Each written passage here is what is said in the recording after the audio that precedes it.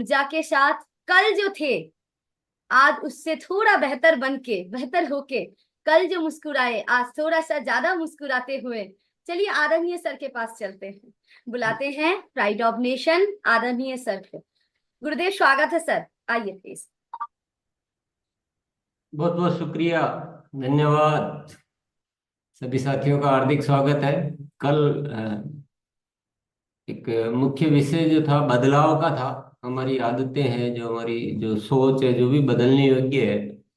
और मैं समझता हूँ बहुत सारे साथियों ने उस पे तैयारी की होगी जरूर। बदलाव को जो आपकी परीक्षा होती है, आप परीक्षा देने के लिए तैयार है कि आप मुस्कुराहट को कायम रख पाते हैं क्या। ये हमारी खुद की परीक्षा है, किसी और को नहीं देनी है, खुद को परीक्षा देनी है।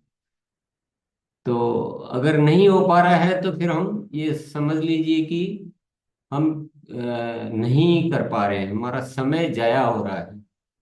तो बदलाव की प्रैक्टिस करनी पड़ेगी। केवल उपस्थिति जो है आके सुन लेना वो पर्याप्त नहीं है, ये बार बार कहना पड़ता है।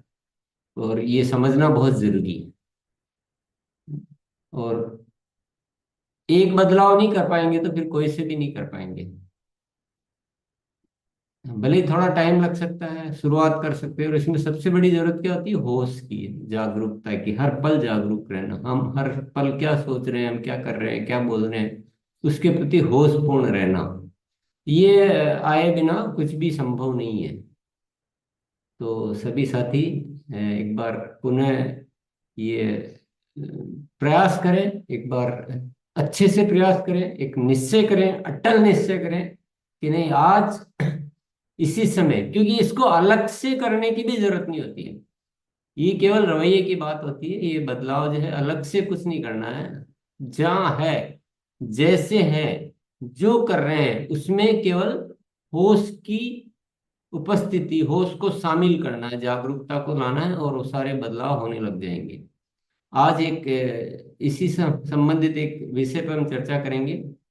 क्योंकि हमें जो कार्य करना है वो एक अनूठा कार्य है। ये दुनिया में सामान्य कार्य नहीं है जो सामान्य लोग करते हैं। हमारा कार्य अनूठा है। हमें नए भारत का निर्माण करना है। नए भारत का मतलब ऐसे भारत का जहाँ अट- अद्भुत प्रेम हो, आपस का इतना प्रेम, भाईचारा, इतने मजबूत संबंध, एक दूसरे के प्रति अच्छी भावनाएं और एक दिव्यता हमको चाहिए।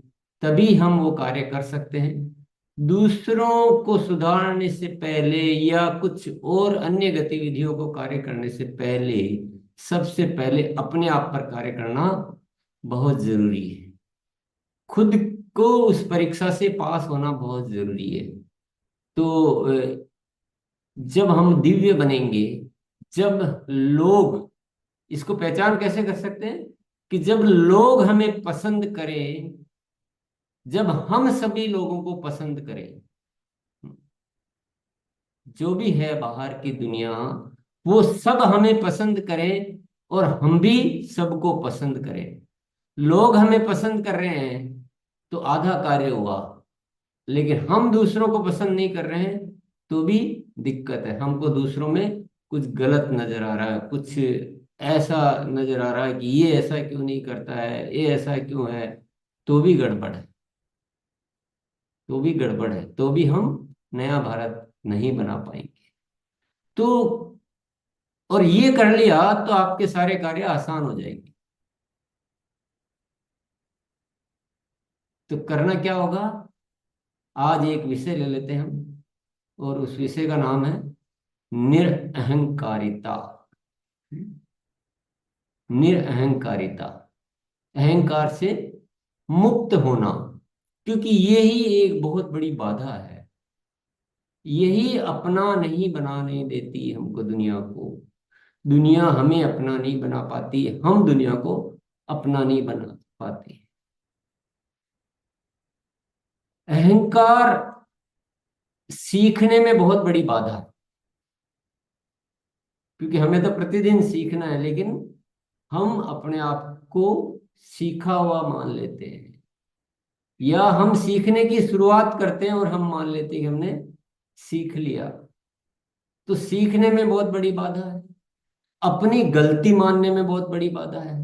क्योंकि अहंकार क्या, बार बार रोकता है कि नहीं, मैं ठीक हूँ, दुनिया गलत है, मैं ठीक हूँ, मैं ठीक हूँ, मैं ठीक हूँ। ऐसा अहंकार हमको प्रेरित करता है। लेकिन जब अहंकार मुक्त हो जाते हैं तो हर जगह अपनी सारा ध्यान अपनी कमियों, अपनी गलतियों पे जाता है।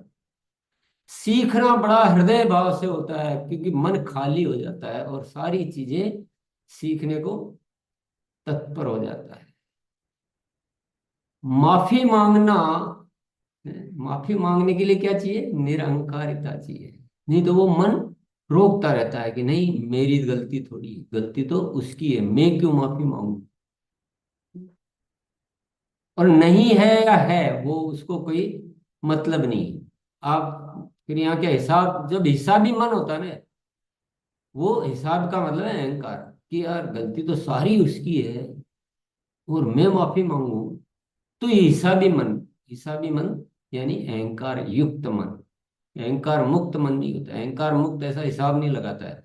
वो वो सहृदय रहता है, वो ऐसा दिव्य रहता है कि वो कोई बात नहीं, वो इतना ध्यान ही नहीं लगाता है कि गलती, उसको ख्याल भी नहीं आता है कि गलती किसकी है, क्या है, कुछ नहीं। वो हर समय इतना निर्मल हो जाता है, इतना पावन हो जाता है, इतना अच्छा हो जाता है कि उसको भाव ही वही रहता है कि नहीं, माफ करना भी है।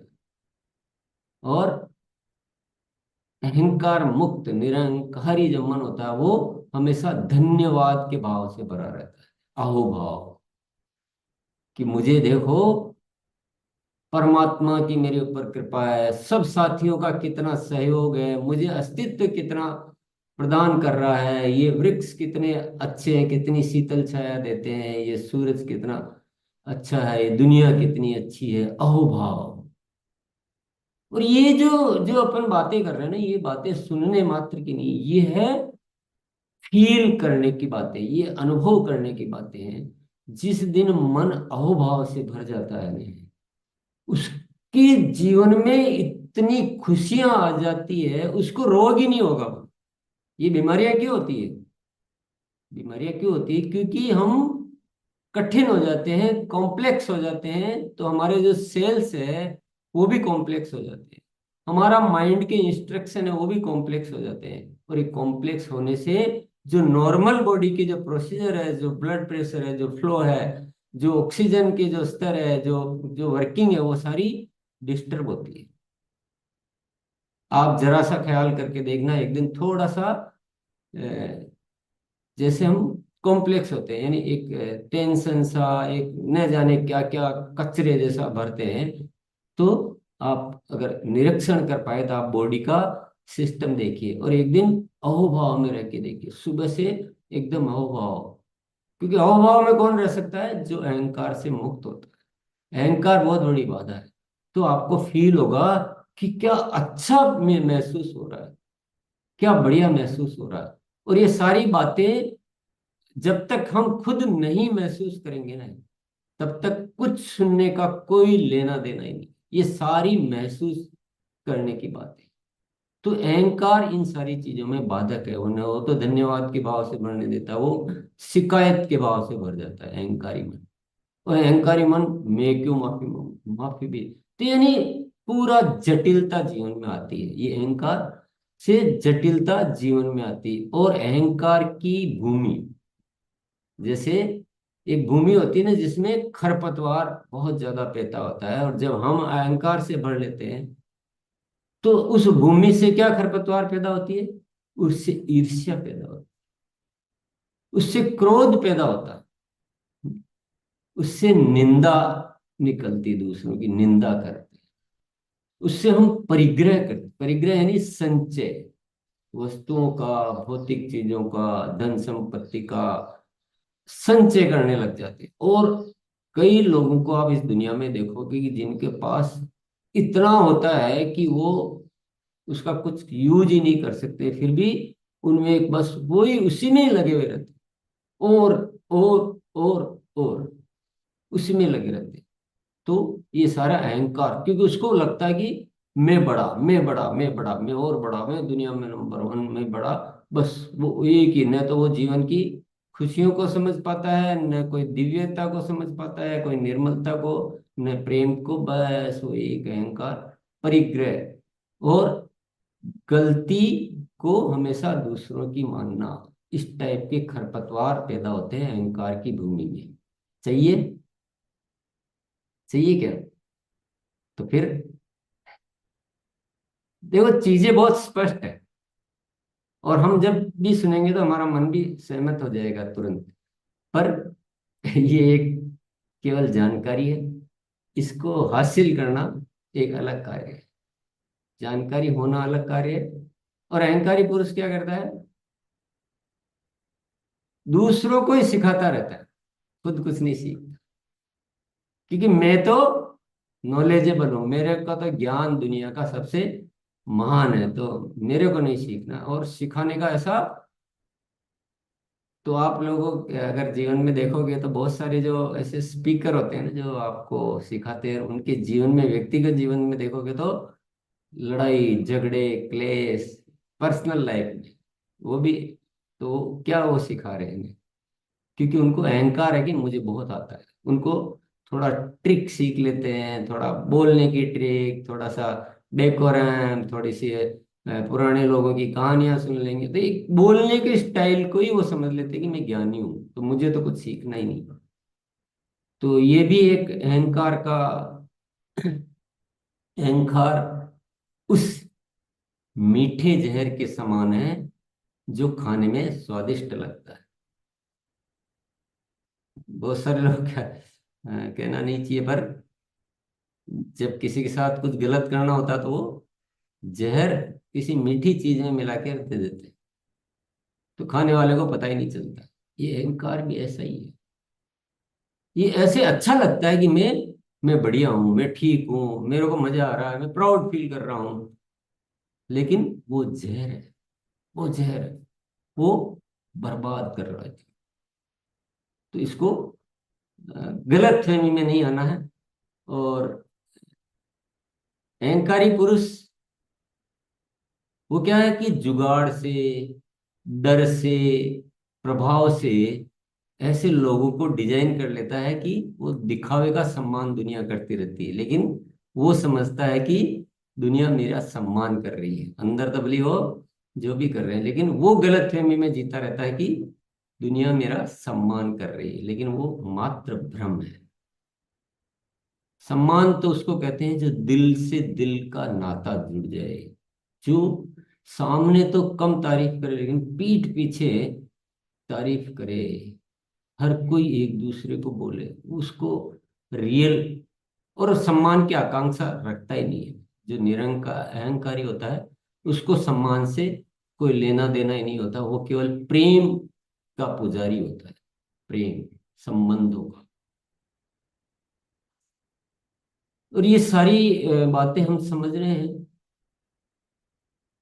एक और बहुत महत्वपूर्ण बात है, ईश्वर और अहंकार दोनों एक जगह नहीं रह सकते। भगवत्ता और अहंकार एक जगह नहीं रह सकते, रह ही नहीं सकते। अगर आपको भगवत्ता चाहिए तो आपको अहंकार से मुक्त होना पड़ेगा। अहंकार एक नशा है। क्या है? एक नशा। नशा ना, नशेड़ी जो होता है, जो नशा करने वाला, उसी तरह से अहंकार भी एक ऐसा नशा है जो हमें सारे सुखों से दूर कर देता है और सारे कष्टों से भर देता है। क्योंकि नशे में इंसान विवेक शून्य हो जाता है, उसको कुछ समझ में नहीं आता। अहंकार भी ऐसा ही, उनसे भी खतरनाक नशा है अहंकार। अहंकार इतना सूक्ष्म होता है, बहुत सूक्ष्म में होता है अहंकार, कि उसको पहचानना बहुत मुश्किल कार्य है, बहुत मुश्किल। जैसे अभी जब कोविड आया था, कोरोना वायरस की वजह से, तो ऐसे नहीं दिखता था वो किसी को, पर था बड़ा खतरनाक। अहंकार भी ऐसा ही है, हमें दिखता ही नहीं, पता ही नहीं चल पाता। इसके लिए बहुत अलग तरह की जागरूकता चाहिए, बहुत अलग तरह की जागरूकता चाहिए। पर वो जरूरी है। ऐसा नहीं कि भाई नहीं दिखता तो जाने दो, क्योंकि वायरस नहीं दिख रहा था पर था तो खतरनाक। अहंकार नहीं दिख रहा है, नहीं हम समझ पा रहे हैं, इसका मतलब ये नहीं कि वो सामान्य है, वो बड़ा खतरनाक। खुशी और नाखुशी का अंतर जो है ना, वो इसमें छिपा हुआ है। अगर जीवन को अच्छा बनाना है तो उसको पहचानना पड़ेगा और उसको मिटाना पड़ेगा, उसको हटाना पड़ेगा। निरअहंकारी बनने के लिए जी बहुत सावधानी वाली मैं बात आपको कहना चाहता हूँ। कई बार हम अपने आप को निरअहंकारी बनाने के लिए कुछ भौतिक गतिविधियां करते हैं, कि जैसे मैं बहुत छोटे छोटे कार्य, सफाई हम करेंगे, हम जूते चप्पल की व्यवस्था करेंगे, या हम ऐसा कुछ भी करेंगे। इसमें एक बहुत सावधानी की जरूरत होती है कि ये करके भी एक नए अहंकार का जन्म हो सकता है। कि देखो मैं तो ऐसा हूं कि कुछ भी छोटा कार्य भी कर लेता हूं और वो साथी तो नहीं करता है, ये फिर एक अहंकार पैदा हो गया। तो वो भी एक अहंकार पैदा हो जाता है, यानी मुझे कोई अहंकार नहीं है, इसमें भी बहुत सारा अहंकार छिपा हुआ है। तो बहुत ये एक ऐसा वायरस है जो बहुत खतरनाक वायरस है। इसको समझना, इसको पहचानना एक बहुत पुरुषार्थ का काम है। और ये उसका काम है जो बहुत जिज्ञासु है, वो जो अपने आप को चाहता है कि मैं तो, बस मेरे को तो लाइफ का हर अचीवमेंट गोल हासिल करना है मुझे तो। और अहंकार एक ऐसा विषाणु है जिसकी वजह से हम अपने जीवन की जो दिव्यता है, हर जीवन दिव्य है, और उस दिव्यता को हम खो बैठते हैं। अहंकार को मिटाए बिना दिव्यता का दर्शन हो ही नहीं सकता। और अगेन मैं यही कहूंगा कि हमें जो कार्य करना है, और कार्य का भी छोड़ो, नए भारत के निर्माण का भी मकसद भी चलो छोड़ दो, सामान्य जीवन, हर व्यक्ति का जीवन अगर उसमें दिव्यता हासिल करनी है, उसमें कुछ आनंद हासिल करना, परमानंद, उसमें श्रेष्ठता लानी है, तो ये अहंकार तो बहुत बड़ी बात है। और हम अपने जीवन में, मैं तो याद करता हूं तो मुझे बहुत सारी चीजें याद आती हैं, और मुझे जो कल भी मैं बात कर रहा था कि बहुत बदलना बाकी है, तो वो यही है। अहंकार तो है भैया। मैं ऐसा नहीं कह रहा हूँ कि आप में है मेरे में नहीं, मेरे में तो है। आप आपका चेक करो, लेकिन मैंने चेक किया, मैं चेक करता रहता हूँ, और अभी बहुत करना बाकी, बहुत करना पड़ेगा। बहुत यात्रा है, बहुत चलना है अभी, क्योंकि ये इतना सूक्ष्म कार्य है, इतना सूक्ष्म रहता है। और जिस तरह का हम जीवन जीते आ रहे हैं, हमने उस तरफ ज्यादा कुछ ध्यान दिया ही नहीं। और हमारे जीवन में क्या हो रहा है कि हमारे जो बहुत अति आवश्यक कार्य है, जो अति आवश्यक विषय है, उनको हम इग्नोर किस लिए करते हैं? क्योंकि हम उनको बहुत ज्यादा हासिल नहीं कर पाते। जैसे अवचेतन मन की बात अपन करते हैं, अवचेतन मन की प्रोग्रामिंग, ये सारे विषय भी उससे जुड़े हुए विषय हैं। तो अवचेतन मन की बात सामान्यतया हम नहीं करते, जबकि उससे जरूरी विषय नहीं है।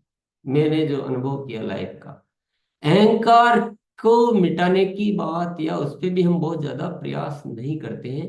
क्योंकि किस लिए नहीं करते हैं? क्योंकि हम ऊपर ऊपर से, क्योंकि ये सफल नहीं हो पाते, आसानी से नहीं हो पाते, तो हम इन चीजों से दूर रहते हैं। और चलो यार, ये तो सब टिपिकल बातें हैं, इजी इजी बातें करो।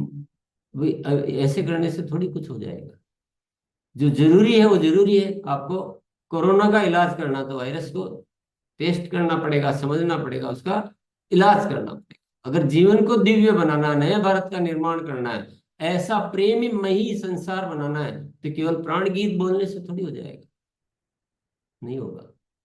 आपको ये सारे कृत्य जो किसी ने किए नहीं किए, कोई जान पा रहा नहीं जान पा रहा, जो भी हुआ वाट एवर, हमने ध्यान दिया नहीं दिया, टाइम लगेगा, पुरुषार्थ करना पड़ेगा, मेहनत करनी पड़ेगी, एवरीथिंग इज ओके। अगर नए भारत का निर्माण करना है तो पहले हमको श्रेष्ठ बनना पड़ेगा, दुनिया की तो बाद में बात करना। हमको श्रेष्ठ बनना पड़ेगा, दुनिया को तो बाद में बना पाएंगे। तो ये कितनी जरूरी बातें हैं, आप जरा भी गहराई में जाके सोचोगे, बोले इनके बिना तो हम आगे नहीं बढ़ सकते। हम फिर केवल वही कर सकते हैं जो दुनिया करती आ रही, उससे तो नए भारत का निर्माण नहीं होगा। जरा ख्याल कीजिए, अगर हम इस दुनिया में जो चल रहा है और ये दुनिया जिस दर जा रही है, क्योंकि उन विषयों की इतनी चर्चा करना तो अभी समय बहुत चाहिए कि क्या बर्बादी का मंजर चल रहा है, कितना लड़ाई झगड़े नफरतें बढ़ रही है ना, विश्व युद्ध की ओर दुनिया बढ़ रही है, लड़ाई झगड़ों की ओर दुनिया बढ़ रही है। और उन सबको अगर दूर करके और नए संसार की रचना करनी है तो हमारे ऊपर एक बहुत बड़ी व्यापक जिम्मेदारी आती है। और हम अगर इन तुच्छ चीजों में, तुच्छ गलत फहमियों में, पुरानी कमजोर आदतों में यूं ही पड़े रहेंगे, तो आप निश्चित मान लीजिए फिर ये कार्य के लिए हम लायक नहीं। तो हमें अपने आप को अच्छी तरह से चेंज करना पड़ेगा, बढ़िया से चेंज करना पड़ेगा, तभी हम जो कार्य हम करना चाहते हैं, और वो नहीं भी करना चाहते हैं तो भी जीवन को सुंदर, लेकिन क्योंकि मकसद बहुत छोटा होता है तो उन बड़ी चीजों को हम नहीं कर पाते। इसलिए उस मकसद की बात करें कि एक नए संसार की रचना, तो कार्य तो छोटा नहीं है। तो आपकी दिव्यता बहुत जरूरी है, आपका आभा मंडल, आपका प्रभाव, आपका प्रेम इतना होना चाहिए कि दुनिया को हम साथ ले पाए, साथ जी पाए। नहीं तो मैं यही सोचता रहूंगा कि ये फलाने भैया तो कुछ सुनते नहीं है, वो सब क्यों आ रही है, मेरा अहंकार कर रहा है बात। जबकि मेरा मन होना चाहिए कि नहीं सब बहुत अच्छे हैं, मेरे को भी तो समय लगा था, किसी को थोड़ा ज्यादा, पर सब अपने हैं, कितने प्यारे हैं, कितने भाव वो आने चाहिए। तो मैं तो अपने भीतर बहुत देख रहा हूँ कि अभी तो मुझे बहुत ज्यादा बदलना है। और मेरी परीक्षा यही है कि जिस दिन मैं सबको पसंद करने लग जाऊंगा और सब मुझे पसंद करने लग जाएंगे, तब तक मुझे बदलते रहना, तब तक मुझे बदलते रहना। और जो मैं सिखाना चाहता हूँ वो मेरे अंदर पहले आएगा, तब तक मुझे बदलते रहना। कितने बाकी है दिन, कहाँ है, अभी कहीं भी नहीं है, कहीं भी नहीं। और मुझे कोई संकोच नहीं है कि मुझे अभी तक नहीं आता है, मैं नहीं बदल पा रहा हूँ, तो उसको मैं संकोच करूंगा, उसको छिपाऊंगा, तो क्या होने वाला, उससे कोई सुधर थोड़ी जाएगी बात, कुछ नहीं होगा। तो इनको छिपाने से कोई हासिल होता है, दुनिया के सामने खुद को बड़ा बड़ा बताने से कोई दुनिया के सामने हम आकर्षक नहीं बन जाते, दुनिया हमारे प्रभाव में नहीं आ जाती, ये सारी गलत फहमियाँ। लोक व्यवहार में, शिष्टाचार में हम कितना ही सम्मान कर लें, लेकिन अंदर से तो प्रेम तो जब भी पैदा होगा जब हम दिव्य बनेंगे, पवित्र बनेंगे, हम उन सारी हकीकत को जी पाएंगे उसी तरह से। तो पहचानना है, ये बहुत जरूरी है, पहचानना बहुत जरूरी, और बड़ी प्यास लेना बहुत जरूरी। और जो चार तत्व है, विश्वासपूर्ण, क्योंकि विश्वास करना बहुत जरूरी कि मैं ऐसा कर पाऊंगा, करूंगा मैं। सघनता, यानी बहुत होश पूर्वक रहते हुए, सघनता, निरंतरता, दीर्घकाल। दीर्घकाल का मतलब होता है कि जब तक नहीं हो जाता है तब तक करता ही रहूंगा, न थकूंगा, न रुकूंगा, न घबराऊंगा, न पीछे मुड़ के देखूंगा। ये चार तत्व तो हमको हमेशा पकड़ के ही रहने हैं, और किसी भी पुरुषार्थ को करने के लिए। तो हम सभी साथी केवल वो हो सकता है बोलने में हम वो बात नहीं कह पाए जो हमें भाव में हो, उसकी भी कोई चिंता न करें, कोई बात नहीं। लेकिन भाव तो कार्य कर रहे हैं ना, बोलने में शब्द कुछ निकल गए, भाव में तो कुछ और ज्यादा अच्छा था, कोई बात नहीं, उससे कोई नहीं करना है। लेकिन आज का कार्य करेंगे हम भाव में, अंदर महसूस करेंगे, रियलाइज करेंगे। और अगेन मैं दोहराना चाहूंगा कि जो भी कार्य हम हाथ में ले रहे हैं उसको पूर्ण करो। कल का विषय और आज का विषय जुड़े हुए हैं, जॉइंट है। क्योंकि कल क्या था, बदलाव हमने चर्चा की थी, और बदलाव मैंने कल भी बोला था कि आपने बदलाव को पकड़ लिया, बाकी की चीजें पीछे पीछे अपने आप आती जाएगी। पर बदलाव में एक गहराई जो चाहिए वो समझ रहे होंगे। तो तैयारी करो, आज ही करो, चूको मत, भूलो मत, छोड़ो मत। और यही से हमारी यात्रा की शुरुआत हो सकती है। अन्यथा हम केवल उतना ही कर पाएंगे जितना अब तक करते आए हैं। छोटा मोटा कुछ हो जाएगा, उससे कुछ मकसद नहीं है। वो मकसद है पूरी दुनिया को बदलने का। तो उसी हिसाब से माइंड को ट्यून करना है, डेवलप करना है। चलिए, बहुत बहुत धन्यवाद। क्योंकि सिद्धांत तो यही कहता है कि आप क्या करेंगे, आप क्या महसूस करेंगे, उससे काम होने वाला है। ये भाषणबाजी से तो कुछ होने वाला नहीं है। मैं तो केवल जगाने की चेष्टा करता हूँ, और मैं तो आपको जो कह रहा हूँ उस माध्यम से मैं सुन रहा हूँ।